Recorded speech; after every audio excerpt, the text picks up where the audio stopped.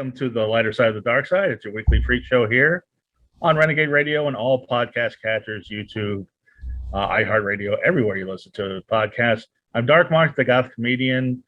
Unfortunately, our co-host Nicole Six, everybody's favorite horror writer, is out scaring people tonight, and it's a shame because she's going to miss what I know is going to be one of our best shows, because last time one of our guests was on, it was one of our best shows.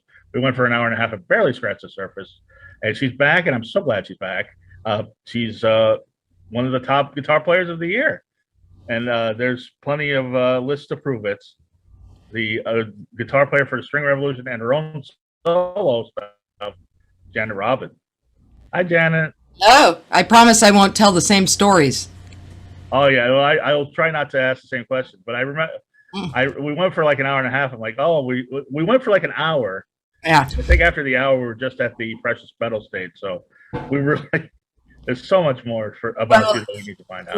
We're lucky today to be joined by one of the Europe's top guitar players. I know. I was just about to mention that. From the String Revolution. Fellow guitar player in the String Revolution. I want to know where you found all these guitar players. And he's the high-fluting classical master of, That's right. Of yes. the String Revolution. It's Markus Illko. Hi, Markus. How are you? Hey, I'm good. Well, these are quite some compliments. But I don't know what to say about that. But thank you so much. Well, let's say you're presumably a better guitar player than I am. I'm terrible. I barely can play Smoke on the Water, barely, and I try to figure that out myself. And but maybe in that case, maybe you can show me. Smoke, yeah, he doesn't know Smoke on the Water. Yeah, never heard of it. Yeah, you have. Like Crazy Train, like everybody else. Well, we're actually working on Crazy Train right now as a cover, but actually, Markus is one of those musicians who actually can read music. Oh wow! Yeah, well, a little bit, yeah, but I read the wrong notes. Yeah, right. No, he has a master's degree of music, and he's also described as a caffeinated and zany personality. So I hope you had your caffeine. Speaking of caffeine, well, I had 4. I think it works somehow. Well, I better catch up to you. And here's how I'm going to do it. Oh God! Ray's Energy Drinks. We are sponsored by Ray's Energy Drinks.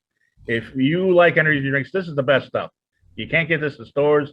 You can get it in GNC, you can get it at gyms, or even better, use our code, which was, if you're listening to us on podcast, it's in the description. If you're listening to us on YouTube, it's in the description. You get 15% off a case. This is the Baja Lime flavor. Ooh. And it looks like cool Baja as well. Blast, Taco Bell. Best part, 0 carbs, Nice. 0 calories.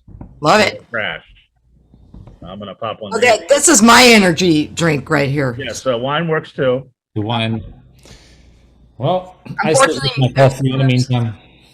Delicious. Carbs and sugar in this, but what can That's okay. It all works. But we're also sponsored by Audible. Go to audibletrial.com/DMS. Get a free audiobook and a free 30-day trial to Audible, and you get access to all the Audible originals. Nice. So anyway, Janet, welcome back. I'm so glad that you are back. And we're talking about the String Revolution, which we barely touched on last time. But before we get there, did I hear right that you turned down the guitar position in the Alanis Morissette's band right when she was just about to become a superstar? See, this is how things get passed from.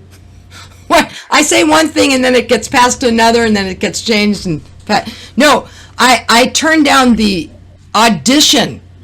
Oh. The audition for it, and Alanis Morissette wasn't Alanis. I mean, she was just. Nobody know her. Yeah, nobody heard of her. She had a deal, and she was coming out with the record. And I got called, and I guess she was open to having a girl in the band. But I was just starting my solo stuff. It was after Lindsey Buckingham's gig. And I was just like, I want to try and see if I can make this work. And I made some hard pat decisions. You know, who knows what would have happened if I had said yes. I might not have gotten the gig anyway, you know.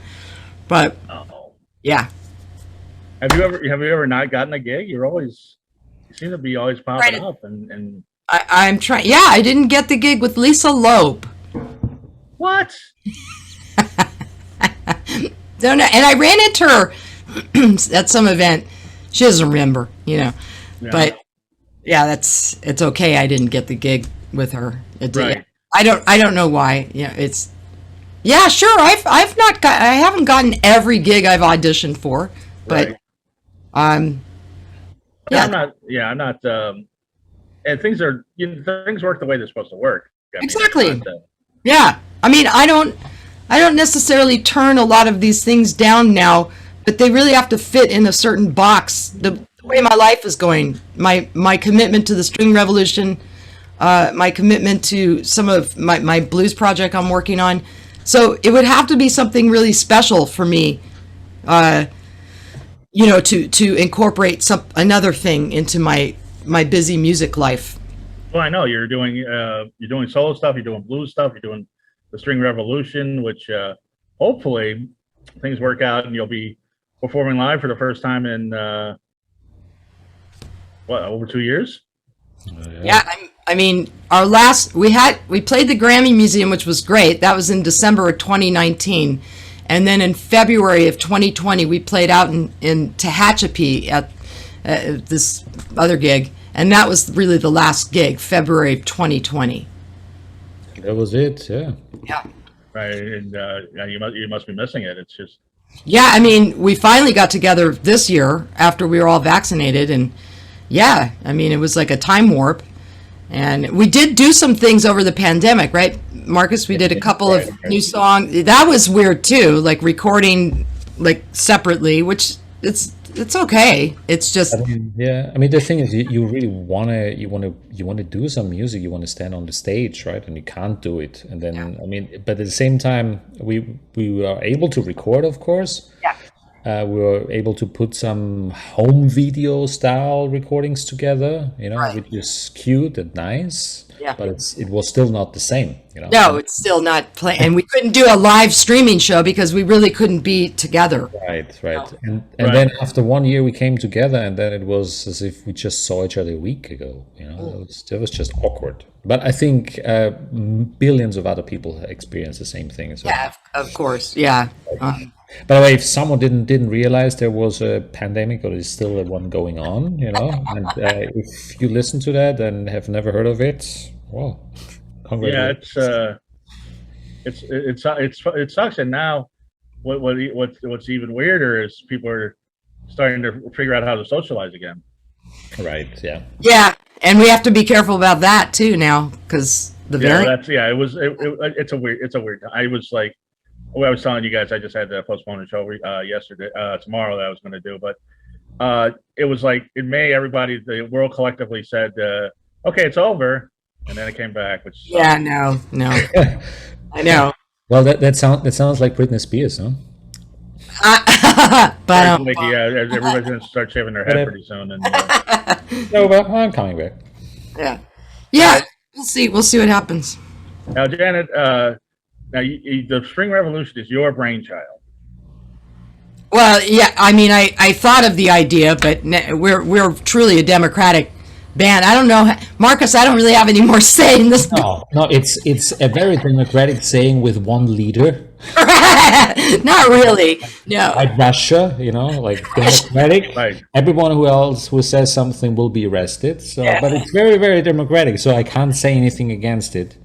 Otherwise, I'll have some issues. It is by vote only. By democratic vote, and we actually signed partnership papers. So it's collectively the String Revolution now. Yes, it came up with the concept of it. I was influenced by Lindsay's band of guitars. And I was just thinking of something. I wanted to do something different for my solo project that was really showcased the guitar, and That's Lindsey Buckingham that you're talking about. If people don't know, from Fleetwood Right. Mac, you were in his band, and apparently he was quite the taskmaster. But yes, he was. but But he taught me some good skills. He was a perfectionist, and I mean, my playing, my approach to guitar, my approach to performing, everything just went up like a huge level after that gig. And I did my solo stuff for a long time, and then I had a vocal injury, and that set me back for a while. And I think that's when I started thinking about maybe I should have another band that isn't so much vocal oriented, so that I didn't have to just rely, on that. That's where I thought of, how about a guitar oriented, more instrumental, slight type of band, and then with a focus on making the guitar being used as make the band sound like a band only using guitars. Right. Percussive stuff, all these kinds of different things. Right. And by the way, we just got joined. I do have a co-host, amazing co-host this week. There she is, Bree Walker, everybody's favorite anchor woman. Hi, Bree. Hey, hi guys. Hi. Sorry to join you late. That's okay. We've got Janet Robin, one of the best acoustic guitar players in the world, one of the best. You have to stop saying that. One of the best female guitar players in the world. That too. You have to stop that too. And we also have Markus, who's apparently one of the best guitar players in the world too. He's a classical master. He's got a master's degree in music. He can read music, and they're both part of the string revolution. Yes. Wow, you've got some stardom in your show, Mark. Oh, wait, what do you hear with these people that I play with? But Janet, when you were the conceiving of the string revolution, did you intentionally want all male guitar players? Oh, absolutely not. No, I mean, I just wanted people who got what I was trying to put together, and I know a lot of great players, in the area, male and female, but I purposely put an ad in Craiglist. She was searching for men on Craigslist. No, well, everybody knows that's definitely not true. I was going to say, I find that very unlikely. Yeah. Yes, that's for another podcast. But anyway, we touched on my Craigslist ads last time, but that's a whole different story. I need some tips from all of you. Well, Craigslist isn't what it used to be. We'll talk about that later. No, but I have had some luck on Craigslist with other things, and I thought, you know what, I'm just gonna, because Craigslist in the music community in LA is actually very active. Right. And I thought I'm gonna really spend time, making this ad sound the way I want it to make regarding this project and the kind of people I was looking for. And I not one girl, I said male or female in the ad, and not one girl answered it. And it was Daniel, our other member. Two other members unfortunately couldn't make it tonight, but Daniel answered first, and then Art, the other guy who couldn't make it, answered a few people later, and then Daniel, we still were looking for another person, and I was getting all these like shredders and people answering that were great, like shredding type of Van Halen type of players, but that's not what I was looking for. I immediately loved Daniel's video he sent me. Same with Art. I was like, this is exactly what I want. And then I was like, we need another person. And Daniel, that's where Markus comes, because Daniel said, oh, I met this guy, another European guy, because Daniel is from Switzerland. And, he plays, I don't know if he'd be into this, he plays mostly classical and some Latin stuff, nylon string. And I'm like, call him, because that's the whole idea. I didn't want everybody to be coming from the same background of music. I wanted an amalgam of people. Yeah. And you ended up with your background, classical guitar player, somebody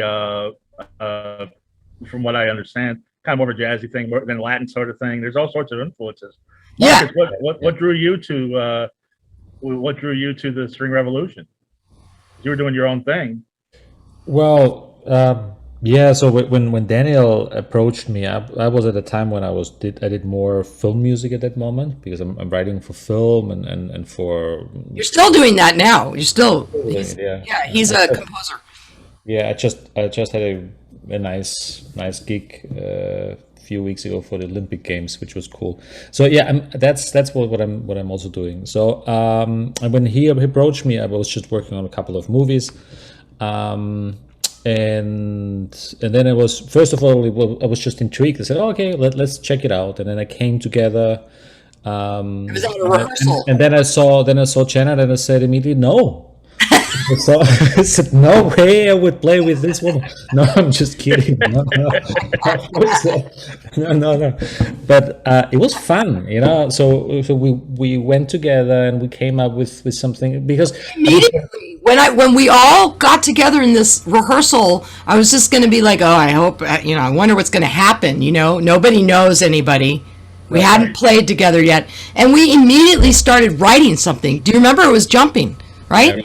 Yeah. It was a kind of like, getting to know each other. I mean, everyone has a different way of writing stuff, especially I love to figure things out and write it down as well, or just, or different way. And then getting together and everyone is putting their things in. It was a different approach because you don't know the people yet. Right, you just figure it out, but it was great. It was a lot of fun from the very, very beginning. It was fun, and it just got better and better, and we're still it's still learning, and it's just, I mean, we just have a blast doing what we do, and some people like it too. So that's nice, right? Certainly put up with my shit, and that's a lot of shit. Oh, Blue Cell, Marcus, tell us about Janet's shit. Oh, well, I think you'll have only 1 hour, right? So, right. We won't have enough time for that. We always seem to. But they keep me on my toes. I'm getting older. I forget parts sometimes, and I'm like, I gotta step it up. I like being in these bands sometimes where it keeps me on my toes. When you're in your solo thing, you can kind of get comfortable, right? It's your own thing, especially if you're like me and I tour mostly solo acoustic. You do whatever. If you make mistakes, you just say it's part of your song. Right. But when you're playing in a band like this, and there are set parts, and it's been really good for me. It's kept my playing on my toes and kept my brain quick, and just like Lindsay, where he kind of beat me up a bit. These guys don't do that, but they are like my brothers a little bit. But we want to. They want to beat me up. Yeah, you seem like the bratty older sister in some ways. I can be, I can be loud and brash and annoying, But speaking of that, Jan, now I remember we were talking about what a taskmaster Lindsey Buckingham was, and how he would record everybody's parts separately and just really dissect them. Do you do that with these guys? I don't do it. I would say Daniel would be the one who's the taskmaster, don't you think? Right. Daniel has, he really has a Swiss clock in him. Swiss knife. Yeah, his knife. Yeah. He is good on task. Yeah, he's very organized, keeping the things together, and yeah. So I think like after a few years, everyone found their strength in it, and everyone is putting those things together. And we know everyone has some things they prefer to do, and because it's actually at the end, if you have a band, it's not only just about playing. Yeah, you have to. I mean, we're in the car. You have to live with each other on the road a bit. That's right. Well, we'll get to that in a second. But Marcus, when did you start playing guitar, and what inspired you?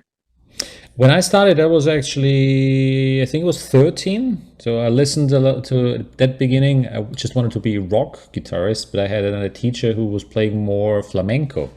And then I listened to a concert of Paco de Lucia. So as a child, I went to one of his concerts. And that just intrigued me. So I was just playing. And at the end, one of those guys from Paco de Lucia's band was, he was my teacher as well. So one step after the other, and then I just started to play concerts. Is 13 late to play guitar? Is that just about right? I mean, with you 13 late?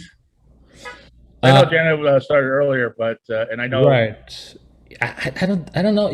There are some people who I don't think it's late. No, not at all. It really depends on what you want to play. All right. So first of all, what kind of music style you want to play, and if you do music, I mean, technique is secondary. If it's really just about music, the pure music, right? Technique, because this just comes. I mean, you need to practice. If you want to play flamenco, you might need to practice a little bit more. But I don't think it's late. So me starting flamenco guitar at 41 might be a little late. Hey, it's never too late to play. No. Never too late to play an instrument. Yeah. You know, I mean, music is it's in the universe. I'm kidding. You have to. I know you're kidding. I'm just saying we both teach a little bit, and I teach all ages, and I just think music is so like it's a religion to me, and you know it's in the universe. The universe wants us to play music and share it. I mean, right. And Bree, Janet's guitar teacher he wasn't too shabby. His name was Randy Rhoads from Ozzy Osbourne's band in the 80s. Oh, that's pretty cool. Yeah. You know, and she sure brings up a good point. Music is so good for your brain. It really can keep people from having brain injuries. Yeah, dementia. Yeah, I mean, I lost my dad recently to dementia and Alzheimer's, and you know, after he retired, he didn't really have a hobby or anything. And it's like, I mean, guitar isn't a hobby for me, but anything you can keep firing those synapses in your brain, you know, like it's clearly in my family, and I don't want to end up like that, you know. So, I mean, if I have to go out on stage in a fucking wheelchair, I'm going out on stage with my guitar in a wheelchair. All right, well, Yeah. Good for you. well, I mean, I could get you a wheelchair. That's not a problem. Yeah. I was, but I mentioned that now. What was your reaction when he finally got inducted to the Rock and Roll Hall of Fame? Although, you know, I had no idea he was in the running, and I immediately called Kathy, Randy's sister, and Kelly, Randy's brother, and I was like, "What?" You know, and they're like, "It was Tom Morello. It was all Tom Morello who pushed it through." And I've spoken to Tom before. We've met. He's a huge Randy Rhoads fan. So much so, that he named his son Rhoads. right? You know, and I guess he has. You know, he was pushing for the nomination, and it went through. And it's you know, for whatever that's worth. I mean, I know I was talking to Tommy Chong about the Rock and Roll Hall of Fame because I think Cheech and Chong deserve to be in there too. Well, they're not really musicians, though. Well, but they've had hits, and they were. Yeah. I mean, if you're gonna put Run DMC in there, and you should because they were influential to rock music. Oh, they were. I mean, when you think about Cheech and Chong, they're more comedians, I think. But Right. I know, I mean, my theory. I mean, "You Rake My Eye" might have been the first punk song. They were influential. that's true. I mean, you have a point. It's like Weird Al Yankovic, same thing, right? I mean, Yeah, I would say he deserves. I mean, there's only like 3 or 4 I would put in there, but he's like I don't want to get charged to be inducted into a Rock and Roll Hall of Fame. Stupid. So, but in this case, I think it's fitting. He deserves to be in there with the Immortals, and you know, he's dead. He doesn't have to pay to go to who the dinner. knows? So. It may happen. But I did buy tickets to go, and Great. you know, hopefully COVID will calm down a little more, and because I have the tickets, I plan on going. I mean, this is my teacher. You know, Of course, yeah, it's great, and he definitely deserves to be in. Now, I was gonna. Okay, Marcus is back. Okay, he's got another cup of coffee. But You have a good strong energy drink, so I need to. I've got What is the name again? It's Raze Energy Drinks. That's our sponsor. Raze. RAZE, 15% off, and these. But Marcus, I was going to say, now you were talking about some of your session work. You said you did work for the Olympics, and what else have you done as far as session wise that we may have heard of? Lost Soundtrack, I think, right? Well, Olympics, yeah. Olympics was not session work. I'm just the composer of it, so I produce it, write it. I'm sorry. Yeah. So this stuff is more like, it's the advertising stuff. Well, what else did I do? I did Lamborghini. I did. Well, you just did the Tokyo Olympics for Austria. Right. Right, yeah. He's from Austria, and you did the theme song for your for the village for Yeah. Olympic Village for Austria. That's great. Yeah, it was nice. That was very, very nice. And then other things. I mean, it's just working on a couple of documentaries and commercials, PricewaterhouseCoopers, whatever comes. Which is a different vibe from Lamborghini, I would imagine. A little bit.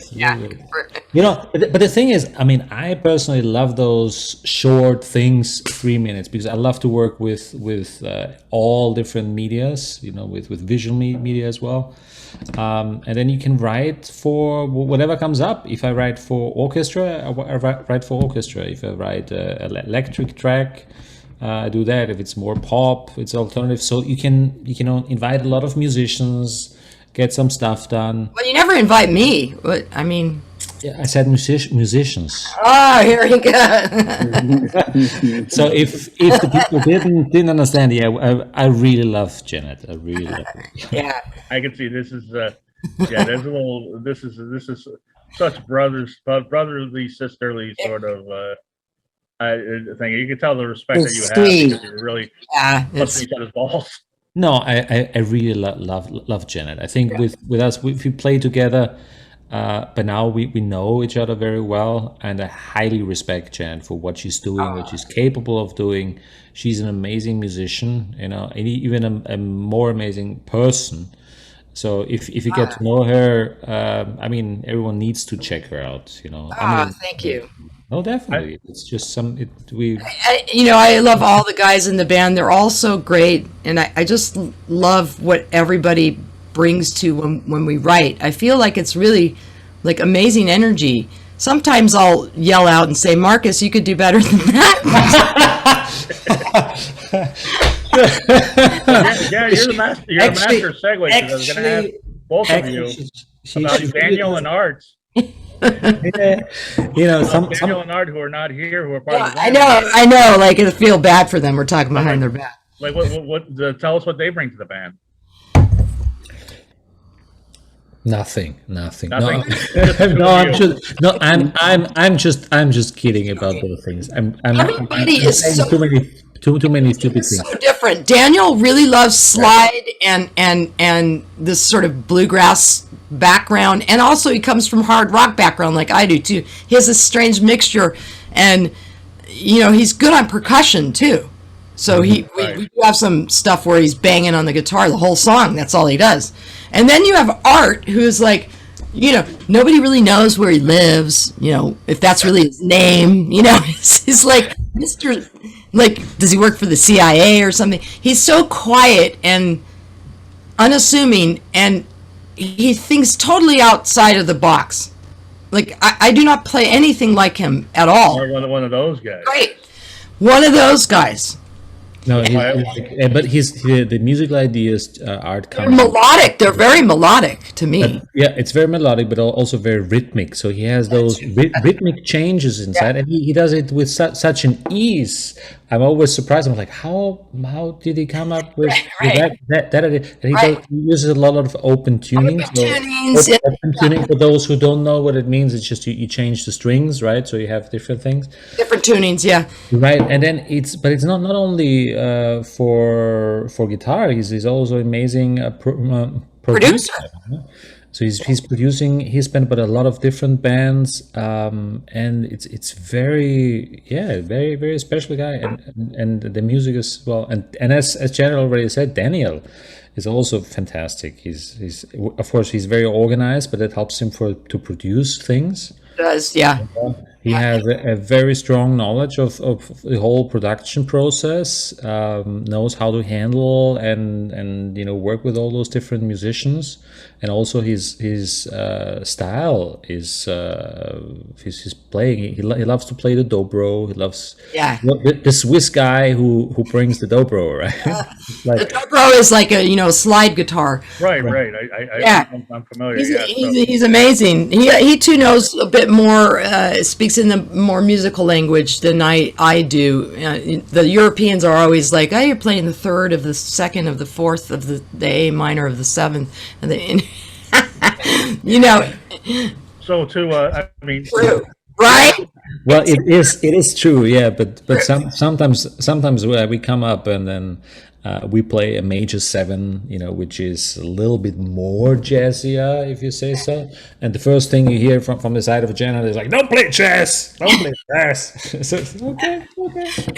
I like jazz. It has to fit in the right spot, Right. I mean, we really do try to be diplomatic with each other, but it's always fun. It's always fun, and there's always something, when the song starts to take shape, you're like, "Oh, that's kind of cool," That's but the one thing about the fun, and this is something I think it's specifically with us for our band, and I've just experienced we have so much fun to play live. Yeah, on stage. Every live show. I mean, I feel I'm very, very fortunate to say that, and we are blessed that we have great fans. Every live show is just a blast, and every time at the end of the live show, I'm every time surprised. There's just always standing ovation. I'm not saying we are so good, right? I mean, we always. Well, don't say that. No, but saying we just try to do it, but we have fun. And I think the people who listen to it are feeling that as well, Yeah, So and every time I'm playing live concert, I'm still learning every time, Of course, yeah. You never know how things end up. We make some mistakes. So I think this is the one thing I think we are blessed with the group we have, because we have, as I said, just everyone together. It's just. I think the energy, the camaraderie is really nice. It's really, really nice. And, the pandemic just threw a wrench into everything. I mean, we're coming off. I start playing live for the first time in 2 years. It's amazing. I know after not having done comedy live for a long time and doing it again, the energy is even more. I can't wait, although, See what happens. Yeah. Yeah. I mean, I was talking to my wife earlier and she's like, "I don't know, maybe you should wear a mask on stage." And I was like, Well, that may not have anything to do with the pandemic, but you set me up so easy, Jan. I was telling that Jen. yeah, that's what Bree said. It could be a cool. She's like, "You could wear a cool black one," and I was like, "Well, maybe." I mean, look, the show is, like I said, they're going to, like I was telling you earlier, they are going to require vaccine cards, and they're limiting the amount. But we've sold out of RSVPs at least, and I'm gonna get. As always, I'm a step behind. I'm gonna get on the waiting list. But I mean, Bree, can you just imagine watching 4 master guitar players? And to oversimplify things, basically, it's a rock, somebody based in rock, somebody based in classical, somebody based in blues, and somebody based in indie rock. Really, right. That's what it is. And I was real clear in the Craiglist ad about. And in talking to people, I didn't want this to be like a guitar center noodling band. I wanted to make songs that had structure with melody, so because there wasn't going to be really singing, although we do have a couple songs where they're singing. But for the most, who does the singing? That's Markus and Art, both of them amazing voices. I mean, I'm still singing a little bit, but I had this vocal injury, so I'm just stepping aside for now, for a minute from the singing, and let the boys do it. Yeah, my voice teacher says I have a great voice. No, those two guys have a great voice, and we've talked about incorporating more singing in, but I don't want to overshadow the focus on guitar. And we all really love Rodrigo and Gabriela. We're not like them. in style, but in energy and the focus on guitar, and really making sure that each piece we have, even a cover, we make sure it sounds like a song. Right. So that it's not like total dental office music, right? And I come from a family of dentists, so I know dental office music very well. It definitely is not. However, and I know that you have great. Go ahead, Bree. I'm sorry, you're going to say something. No, I was just I was laughing and because that was a funny comment. Plus the visual of a mask. I think it would be funny if you tried that. Sure. It is weird that they cover up the drill with like the most innocuous music. That's true. That's true. The old days used to give you this laughing gas. That was always great. Yeah. No, I think we are very conscious about making sure we have songs that make sense as a song, even though it doesn't have lyrics per se or singing. And not only do you write your own songs, which are great, but you do a lot of covers, and that seems to be, just the way it is. That on streaming, those are the popular songs. But you do a guitar a version of Billie Jean, which I read somewhere is the most covered song of all time. Oh, I didn't know that. That is. That's amazing. By Michael Jackson. Wow, I would think interesting. Yeah, I would think it'd be like Yesterday or something. Yeah. Or something. Or that's a standard. White Christmas yeah. Well, that's interesting. Yeah, no, Markus came to us. We discussed covers early on in the band, and he's like, well, I have an arrangement of Billie Jean, and he started playing it, and we're like, oh, fuck, this is amazing, and he was covering so much of it, like he was doing a walking bass line while he was doing the melody, because that's the kind of great player he is, and we were like, okay, how can we make this work with three other players? And we did, didn't we, Markus? We sort of turned your arrangement into different. Yeah, but it was so. I mean, it made my life easier, because suddenly I didn't need to play like 4 different parts at the same time. Right, all at once. Yeah. And of course, it just sounds completely different. And it sounded different from what he originally. And then we just added some extra things and at the end. We added our own little thing at the end. Yeah. And then we switched guitars. While we play, I play on Janet's guitar, and she plays on my guitar. So it's kind of like her. Live. So if you come see us, you'll see him leaning over, and he plays my guitar while I'm playing. Oh wow! It's it's. Are you the only one that plays nylon in the band, or? I am, yeah. I mean, I kind of like want to. I really want to play the string string as well, but they don't let me. And that's not true. No. I mean, the nylon guitar does add a different sound, since the three of us are mostly on steel. Yeah, so it's really a sound thing, right? Because if you have 4 steel string guitars, you really don't know what is coming from where.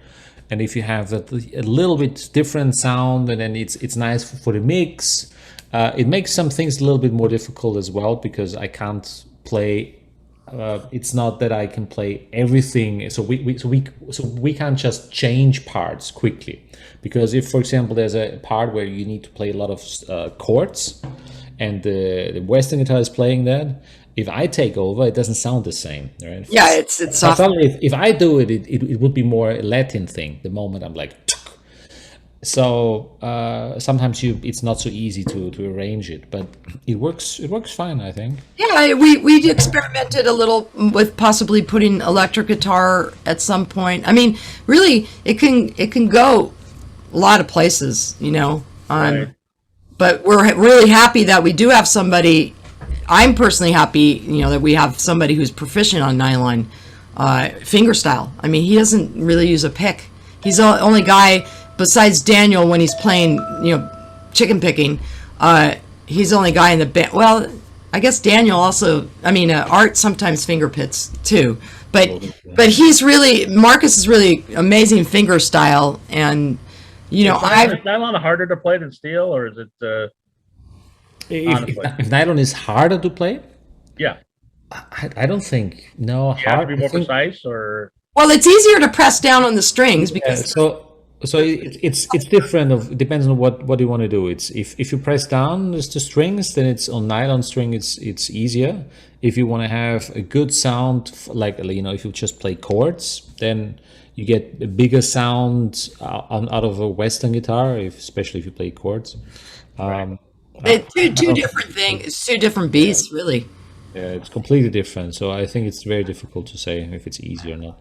all right. But I mean, I grew up with it, so for me, yeah, I'm just used to it, and I love it.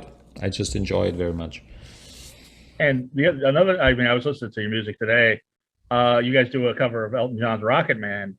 And what is about that song? I'm not even a big Elton John fan, but that song is great. And I mean, Kate Bush's cover of it is great. Your cover is great. There's something about that song. I don't know. I think the melody is amazing. The melody builds, doesn't it? You think you've heard the chorus, and then no, there's another great melody after that. That's the greatness of Bernie Taupin, and Elton John, and the lyrics are fabulous. We got inspired by the movie coming out, and we're like, let's just do a cover of Rocket Man. I mean, we're all not like huge Elton John fans. I mean, I grew up with Yellow Brick Road, and that I grew up with all his music, but the movie was so awesome. I liked it. I thought it was amazing, and so we just were like, let's try it. And we were on the road, weren't we, Marcus?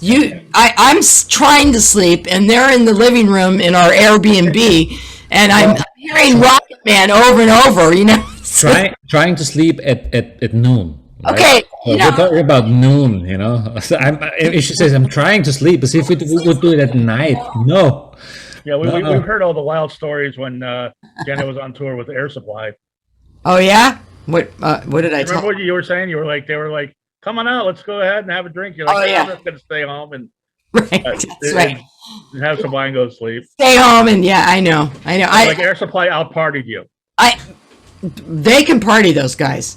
But the problem in that band was that we always had early calls to the bus, like 6 a.m. or 6 a.m. to the airport or something. And I'm like, I'm not going to go out and party all night and get 3 hours of sleep and then go on a plane. I'm not going to do it. It's just not going to do it. But those guys got up early that one night and that one day in San Francisco, and I kept hearing it over. And then you started playing something, Marcus, and then Daniel was, and it was like coming together all at once. And I'm in my bed, and I'm like, what about my part? It's, and I hadn't even had my coffee yet. That's So right. you guys were just jamming at noon. No, I think we finished it. Sorry, so we finished it in 2 days. Right, something like it happened quickly. Yeah. We did. And you made sure there was a part for Janet. I just joined on giving it that rock and roll groove, which is sort of my thing, and I love it. It's okay, that's kind of what I add a lot to parts in this band, and so I just give that backbeat rock groove, and I think between the four of us, we covered all of the main parts that really needed to be showcased in that song. And then again, we added the signature string revolution thing where we do a little extra thing at the very end of the song that we completely make up and tag onto that song, which why not? I mean, we're doing a cover. We're not the song will never sound like Elton John completely. It's already changed, so Four guitar players, yeah. Your signature. Exactly. So we put a little check mark at the end there, and that's really something we do often with covers. We also do a cover of Englishman in New York. I love that song. That's a fucking great song. Song Englishman in New York, and I asked you about that last time because there is a part in the middle where it's a drum beat. And we did it. Was that mainly Daniel, or was that everybody? No, we're like, I'm doing this weird tuning thing, and Daniel's like, and what are you doing, Marcus? I can't remember. We all broke it down. Yeah, I don't remember, to be honest.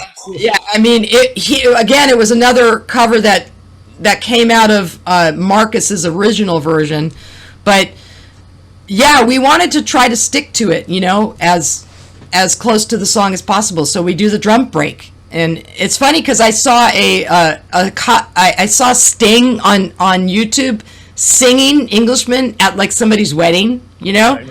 and he sang the whole song without that part, and I'm like, we do the part, and That's smart. yeah, we do the drum part, but he couldn't do it. He was just singing it acoustic, and Right. Yeah. Well, he needed you guys. yeah, I was like, what the fuck, man? We did the part, Yeah. So yeah, and we're working on Crazy Train right now. So in Crazy Train acoustic. That'd be interesting. yeah, in memory of Randy. Randy Rhoads. Yeah. Yeah. So Marcus, what is now? When did you get to America? I totally skipped over that part. Well, when I was jumping over the border, you mean? No, I mean, like, what age did you get to America? So, I actually got here when I was 30, I believe, or 30. Yeah, so quite late. It was now 9 years, 9 years ago. Oh, so you're already a musician in Europe. Right. Yeah. So Oh. I already worked there for quite a bit, and then I decided to move to the US. Yeah. Yeah. And why was that? I just had a bad day, I guess, and then I decided to. Sarcasm is wearing thin. Yeah. Because last time we no, talked to like- Janet, she was I thought talking it was about good. how much she loves Europe. I Yeah. do. How star she is over there. Yeah. I love Europe. I love Europeans, and that was also really cool that we have 2 Europeans in the band. That's not, that's not coincidental. It's again another thing from the universe. I mean, I mean, I think Craiglist universe. I think it's just a little bit different, of course. But I mean, what the US is doing very, very well is there's a lot of energy here in the business. Everyone just wants to do, and we as Austrians, we have always so much criticism about our own work, about other people's work as well. Really? We love. Well, we probably won't say it, but we criticize a lot. But not only other people, but also our own work, which makes it. In Austria, they're great musicians. You just will never hear anything from them because they will just sit in their own apartment and just play. you have to measure up to people like who, I mean, not Bach, who comes, Mozart. Yeah. Mozart. You have to measure up to these. That's what I love. I mean, there's amazing musicians. Historically. Yeah. They're That's tough. You guys have tough music things. People go to music conservatory in Europe. It's fucking tough. And you got a master's degree in music. I did. Yeah. That's Yeah, and you told me about some pressured, shows and concerts you would have to do, like Yeah. So I mean, very high pressure, right? yeah, it is a lot of pressure. We have when I did that, my study was like 8 years, and you had just to learn a new piece. And I'm not talking about just a small piece, like really. I mean, if there are some classic musicians out there, it's just what it means. You need to practice like 8 hours a day, Right. and then like Bach is the easiest thing to play, among others, and I love to play that stuff. But you practice, and then Like an Olympic athlete, like an Olympic. Right. I mean, it's classic music, right? What it did. It means you practice the same song 1,000 times. I mean, your technique gets better, obviously, but you play the same thing, right? You're only an interpret. You're not a musician per se, because you're not creating any music per se. Right. So it's something, a completely different job you have. Whereas if you are a jazz musician, you or rock musician, you create music. But it's a different concept.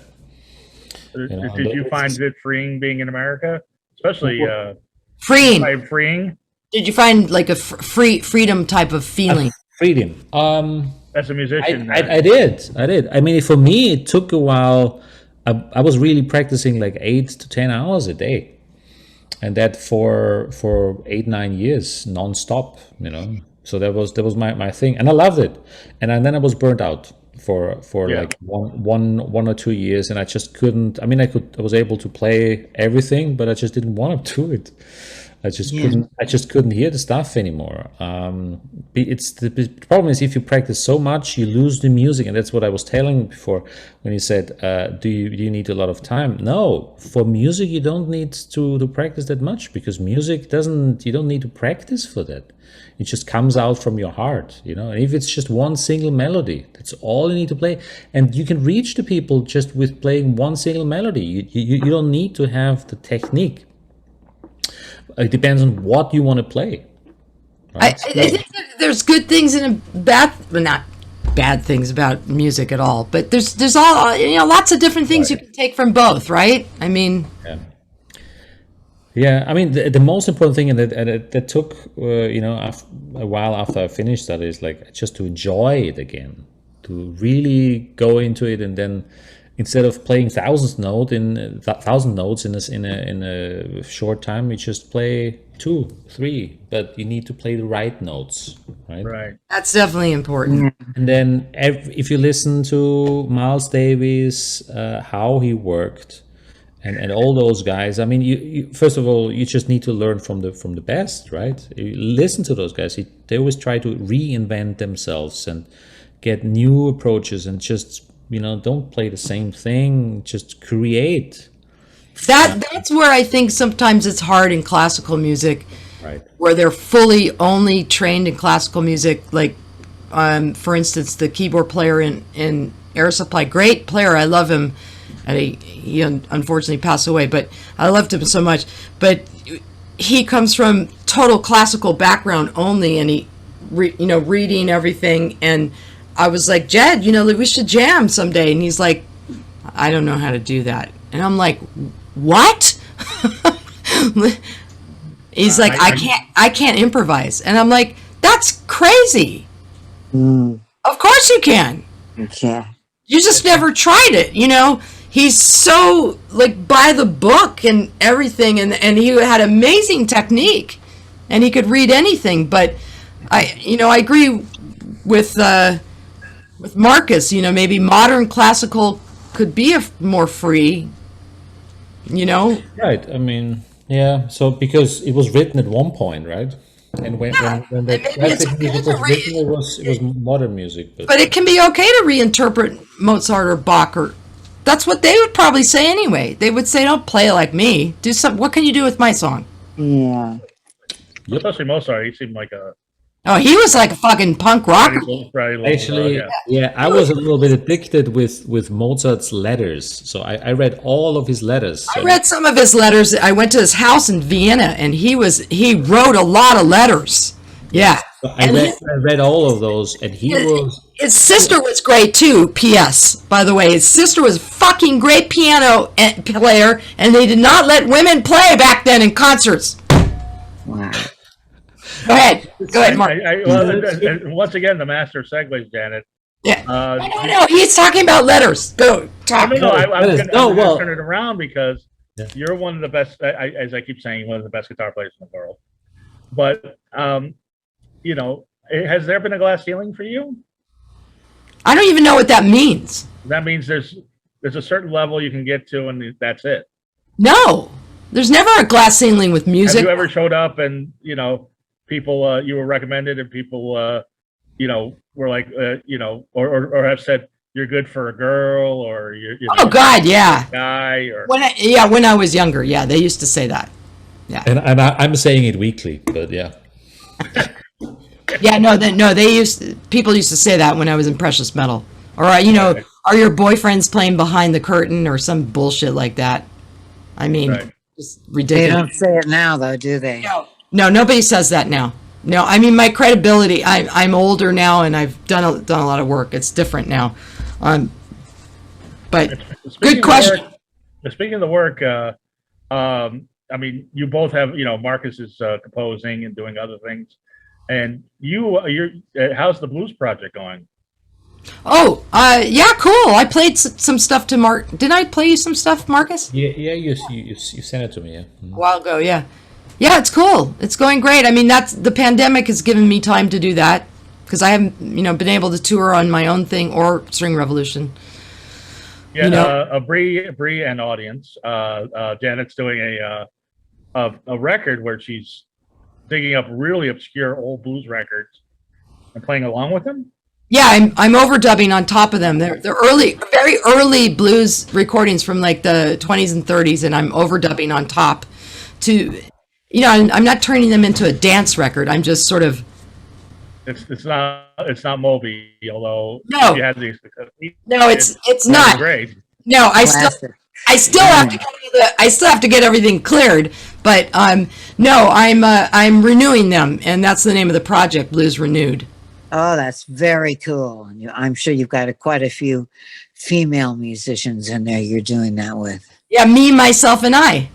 I actually wanted to do it alone here at my studio. I'm playing all the instruments, drums, bass, guitar. Okay. And drums meaning that pillow in the back. See that pillow with the camel? Sometimes it's a little boom, boom, boom, close mic'd, I'm sure that's going to get a workout after this interview. Yeah. Well, yeah, I've been having a lot of fun with that project, trying to make it sound very organic and really stay true to the song, each song. And because no one would ever hear these songs. I mean, they're locked away in these archives, and I'm just trying to bring them out. And because really, if we didn't have the blues, we'd not have any rock and roll at all. Yeah. These are like from the 20s, 30s, and 40s. It's a pure American invention. Actually, blues, 1800s and pre. Back that far, wow. Sort of or early post-slavery, post-Civil War, but pre-Civil War too, in the fields, haulers. Plantation haulers, working on that shit. So beautiful. It's amazing. It's amazing. Markus, did you hear a lot of blues in Austria? Of course. Oh yeah, blues is huge in Europe. Really, I had no idea. It's really, really big. Yeah. Huge. You a fan? Of course. Huge one. Really. It seems that the antithesis of classical, although why not enjoy both? Yeah, I mean, even though I played it, I played classical for concerts, but of course I always played in different bands. I had a tango group as well. I had a blues band as well. I always play different styles, and blues, I mean, it's so pure. It's from the heart. It is so. You normally have only 3 chords. Pretty much. Maybe a few extra chords, and then the rest is just from your soul, and that's it. So special, and it really is an American. It's an African American invention. The banjo is from Africa. You do know that, right? I do know. I didn't know that before.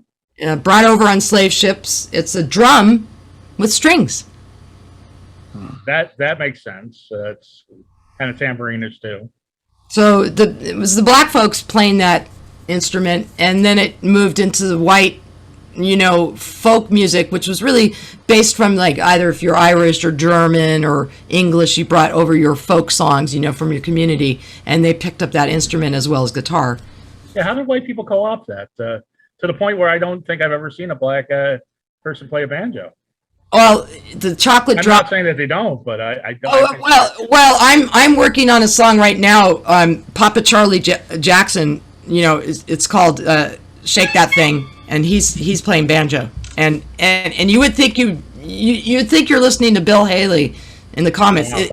And this is like 1926 or something, and it's like I'm gonna shake that thing, I'm gonna shake that thing. 1925 or some crazy shit like that, and he's playing banjo. Black guy, Shake that thing. That's right. And basically, could be a rap song, but it was from 1920. And he was known for his banjo playing. So it really is when the white guys in the country music and bluegrass took over the banjo, and then like what white people do all the time, just exploited as a a cultural instrument from black Americans or black Africa. It's actually from Africa. Cool. Very Well, cool. everything is. We're all from Africa. You go back far enough. Yeah, we are. We're all, and yeah. In fact, the blues has its. Even Marcus, the most Nordic person. Well, Bree's pretty Nordic, but the two most Nordic people on here. Even you're from Africa. But Marcus, I wanted to go back to those Mozart letters because when I went to Mozart's house in Salzburg. Well, Salzburg is where he's birth born. Yeah, his birth house. They had letters, translated into English, and I was fascinated by them too. And I'm reading one, and it goes something like this. I'm putting my American tinge on it. Well, we were going to our next salon, which is a concert. We're on our way to the next salon, and the wheel on the chariot broke. So we had to pull over and wait for somebody to come fix it. I'm like, oh, they called AAA, back then. And then we made it to the next town and decided to sleep over at this hotel, and.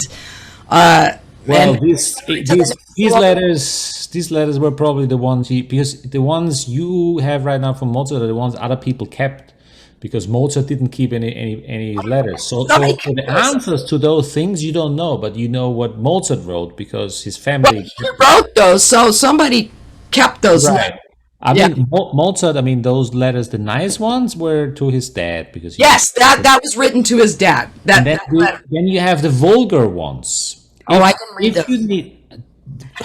Tell us about the vulgar ones. Mozart was a pervert, just to make that self-clear. Do tell. He was an extreme pervert, very musical one. But he was. I mean, he was. You mean a pervert? You mean it just had a shit, sailor's mouth, or was he like really? No, well, he had sex with his cousin, right? So. Well, they all did that shit back then. Come on. Everybody did that. No, but I mean, if you read those letters, he goes very much into detail what he wants to do exactly. So, give us one detail, Marcus. Come on, give us one detail how Mozart was a pervert. Okay, I'll try it. Beep beep beep beep. Everything would be peeped out. No, I can't say this. Did he like S&M? Did he like splashing? Did he like water sports? What did he like? Oh well, you want to go so in detail? I think he didn't call it water sport. He probably called it something different. Yeah. Really? And who was the letter to? His cousin. Oh, he was writing to. I think. I mean, or maybe I just get it wrong, but he was I think his cousin. Yeah, something like that. I mean. And then at the same time, he had also something with one of the singers from his opera while he was already married. Well, that makes sense. I mean, that's just fucking. So, that makes sense. But I was intrigued by another letter where he said, "This is my daily thing. I get up, I put my wig on." I mean, he wrote this. I have my tea and whatever some other language word he used. Then I practice, and then I have a pupil, right? So he's teaching. Right. And then I practice again. Then I'm teaching. And then I eat. We get it. We get it. Then I eat. Then I practice, and I'm like, okay, this is my life. I don't feel so bad. I'm teaching guitar too, and I'm going on the road. My car is broke down before. I've been in motels. I'm like, this is like fucking Mozart. I'm Mozart. You are Mozart, Janet, except for the part. But or I don't know. I don't know what you guys do. No, I just you're like Mozart, except the music. But the life of a musician. The life of a musician has not changed. No, these are it sounds like road tales. The life of a musician has not changed, and I find. The thing is, Mozart was one of the first ones who did it this way. Because until now, I'm sorry, I need to be now the musical historian. Yeah, go ahead. No, go ahead. But Mozart was the first. Go ahead, Marcus. I mean, he really and I think if you would say so, he invented the groupies in that sense because. until then, everyone was hired by kings or some royals. He was hired by his students' families to do salons, which were what we call now house concerts, which is what we're doing on the 28th. Right. And he's the first freaking house concert guy. Now, Yeah. Bree, you were a rock journalist for years. What's the wildest road story you ever heard? Oh gosh, there were a bunch of them. A couple of them I probably couldn't even still relate for fear of slander or libel. But a couple that came to mind were some of the road trips with Aerosmith. Oh, God. Yeah. And some of the craziest things that I witnessed were with Aerosmith. Yeah. Oh, you got to tell my sister that. My sister, But I want to have details now, to be honest. But One now detail, Bree. they're all cleaned Yeah. up now. But Yeah.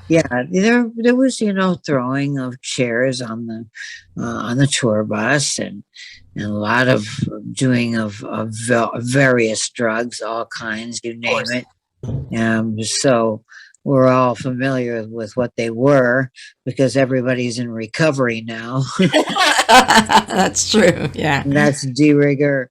So I would say that was one of the craziest. And Brian Ferry had a pretty wild Brian entourage Ferry? for a while. Yeah. Shocking. There was a lot of stuff going on with the Brian Ferry band when I was watching them do their actual concert thing. Yeah. Roxy. How wild did Brian Ferry get? He was pretty tame compared to his bandmates. Oh, Yeah. Always the bandmates, isn't it? So, always, yeah, it's always. Speaking of that, and thank you guys for being on and going a little overtime. I figured we would. Oh, it's I know what a motor mouth Janet is, and Marcus is. Once you get him going, forget it. And I mean that in the best way. I love talking to you. You were on one podcast, and the guy actually introed it by saying, "After this conversation, I wanted to be your best friend." And that's the way I felt the first time I talked to you. That's why I wanted to have you back. But you Thank you. toured with Meredith Brooks. Was this in the height when "Bitch" was the biggest song? no, it was after that. Okay, because I was going to say. It was after that. She came out with another record called Shine. So it was after that. But we did play that song, and we had a nice run. We went on the road and we toured with Melissa Etheridge, and and she was cool about having another girl in the band because she's quite a good guitar player, Meredith. Yeah, Meredith Brooks. Very good. But when you play "Bitch" in front of a Melissa Etheridge, Meredith Brooks crowd, they must go wild. I loved it. It was awesome. It's a great song, and I've become recently friends with the co-writer Shelley Piken of that song, and it's a great song. And yeah, it was great working with Meredith. That was cool. Well, it does. That song has stood the test of time. It hear all the sure time. has. It sure has. Great. So it's always about the song. I mean, we are guitar players, and we're talking about our band as being guitarists and being very good at our skills and our craft. But I can't stress how important it is, no matter what you're doing as an instrumentalist or singer, how important the song is. It doesn't matter. It does not matter how fucking good you are on your instrument or how great you sing. Even you got to have a good song. Yeah. What is your favorite String Revolution song? Red Drops, hands down. It's an original. It's simple. It's got so much feeling to it. It's emotional to me, and I just love it. And I think it's so simple, and everybody has a clear part, and your melody, Marcus, on it is beautiful. It's just fantastic, and it's beautiful. How long did that take to write? Well, was it you and Daniel that got together first, and then they brought it to the band, right? Yeah. So I met for this one. I met with Daniel, and then we wrote the first parts or some parts of it, and then you brought it to us. Yeah. But it's very nice. Yeah, it's a lot of fun to play. Oh, I would say it's also one of our popular ones after shows. People, Oh, it definitely is. I mean, people it's up love there. the covers. You know, people love the covers. It's always fun, but they always come up. And when people were buying CDs, they were like, "Do you have that song Red Drops? You know, is it on this CD?" You know, I was like, "Yeah, it's actually called Red Drops." But they're like, "Oh, I really love that song. I love that song." You know. Right. I still I've got a free trial to Tidal now, so I'm listening on Tidal, and yeah, it's got all the covers are like the first 3 or 4, and then Red Drops. So definitely that's your popular. Yeah, I mean, you know, someday we'll do some kind of video for it. I mean, the boys want to keep moving on, but I still have faith in that song. I think it's a fantastic song, and it's a clear example of just a great song with a great melody. Right. You can never forget, you know, and it has no singing. So, Yeah, Marcus, what's your favorite String Revolution song? To be honest, it's very very difficult to say. It's like your children. I understand. No, I mean, I love to play La Rosa Negra, but because it's the Latin thing I just love. great too. But it's really, I think one of that, but it's very difficult to say. I think I can't say. But the one thing I can say is I'm always surprised of which songs work good in concerts, because there are some songs I don't like that much, and I won't say which ones. But The ones Janet wrote. yeah, well, yeah, you guessed it. Right. All the ones Janet wrote. No. You know, it's just because I don't know. Everyone has some different ideas sorry, but I'm always so surprised for every audience wants to have different songs. And some songs work better on a record than live, you know. So, but we really do try to record the way we could play it live. Right. Bree, how great are Marcus and Janet? I could talk to them forever. Aren't they really fantastic? Oh, thank you. And they clearly are very passionate about your art. It's a joy to listen to you. Thank you. Thanks for joining us. Thank you. And on I definitely you're hopefully crossing fingers going. I can't even cross my fingers. Yeah. Crossing fingers. Be playing live in Pasadena in a couple of weeks, and I hope to be there. Yeah, it's called Full Moon Saturdays at Stonywood, and it's a craftsman house, one of those old really super cool craftsman houses in Pasadena, and he's set up his backyard. He has a stage there all the time. It's like a built-in stage because he does a concert every month, and he's got a giant oak tree that's almost like a curtain valance, you know, over the stage. It's amazing. And we played it once before, didn't we, Marcus? Yeah. Beautiful. Years ago. So I'm really hoping it works out to do the show, and it will be also streamed live. It's a paid thing, so you have to pay. Yeah, But, I will definitely be sharing the link. Yeah. And so Marcus, tell everybody how to get a hold of you, your social media, and anything you want to promote. Yeah, I mean, in general, if anyone wants to reach out to info@thestringrevolution.com, that would be great. Also, I mean, please, if you want to check out our YouTube channel or Spotify, we would love to hear what. Spotify would be great because we're over 4 million streams now. Right. So no, please reach out, say hello. We want to know who you are. If you have any questions we can answer, you know, please do so.